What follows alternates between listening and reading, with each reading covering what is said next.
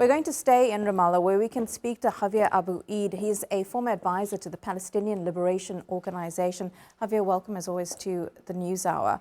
Zaina, they're outlining what's been happening just over the last few hours and the last few days in the occupied West Bank. We know that since the war on Gaza started, there have been increased illegal settler attacks against Palestinians, more raids by the Israeli army.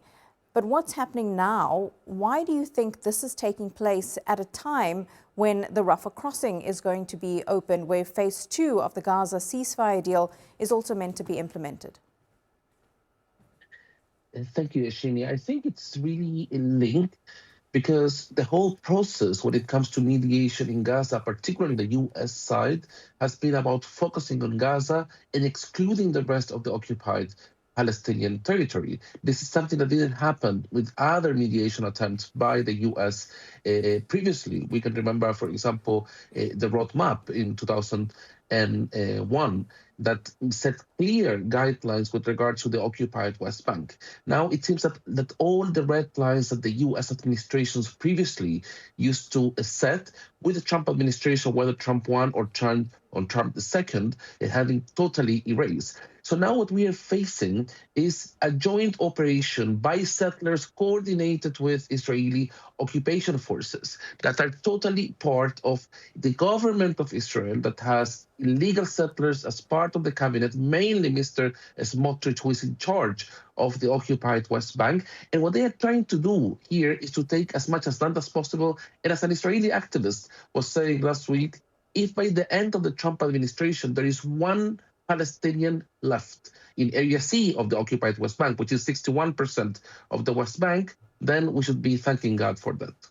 Is there anything that Palestinians in the occupied West Bank can do? Can they take any action? Because you hear the condemnation about these illegal Israeli settlement expansion from Western countries, and it's usually a statement that's issued, but there's no tangible action. What can Palestinians do, if anything at all? Actually, it's very little what Palestinians can do here. It's a totally defenseless population. Yesterday, I was visiting in the hospital an old lady, Mnafez Zaid, that was attacked by Israeli settlers in her home in Birzeit, just north of Ramallah. The attack that settlers conducted against her family, and she's an old lady that was attacked with a stone on her head by an Israeli settler, took place a few meters from an Israeli military checkpoint where there were Israeli soldiers. They could have prevented the attack from taking place. Under international law, the occupying power, in this case Israel, is responsible for the security of the people under occupation. But they are not. They are not responsible for anything but the continuation of an ethnic cleansing and annexation process. Now, the international community could do much more than what they are doing, of course. They are not setting comprehensive sanctions on the Israeli occupation, and therefore, so far, Palestinians are totally left by their own. They don't have a government that can protect them, and they don't have an international community assuming the responsibilities. You know, Javier, you tell the story of this older woman that you were talking to. She has, I would imagine, lived in the occupied West Bank her entire life, as have many Palestinians there, decades of families. With the settlement expansion in Area C, what happens to those Palestinian families? Where can they even go to?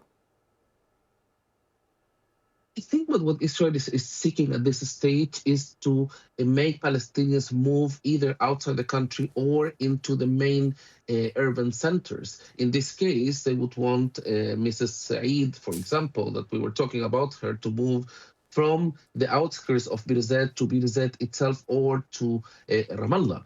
Now, this is an ongoing process that has been happening all over the occupied West Bank, but particularly focused, as Dana was mentioning previously, in the Hebron area, in the Jordan Valley, and in the areas around Ramallah and between Ramallah and Nablus. It's very clear when you set this on the map. So eventually, the Israeli settlers in the Israeli government, they have succeeded over the past 2 years to ghettonize the occupied West Bank. Let's remember, I think, Ishin, it's very important for people to understand context. When we talk about Area C, we are talking about an area that is, according to the Oslo Agreement signed in 1993, was supposed to last only for 5 years. because after the 5 years, there was supposed to be an agreement between Israel and the PLO ending the Israeli occupation and establishing an independent Palestinian state. Now we have almost 30 years or more than 30 years from this. So eventually what Israel has been doing, they've been using whatever it was for their benefit of the agreement, perpetuating the situation of interimness in order to grab more Palestinian land and make it impossible to have an independent Palestinian state. Xavier Abu Eid, always good to get your analysis. Thank you very much. Thank you, Shin.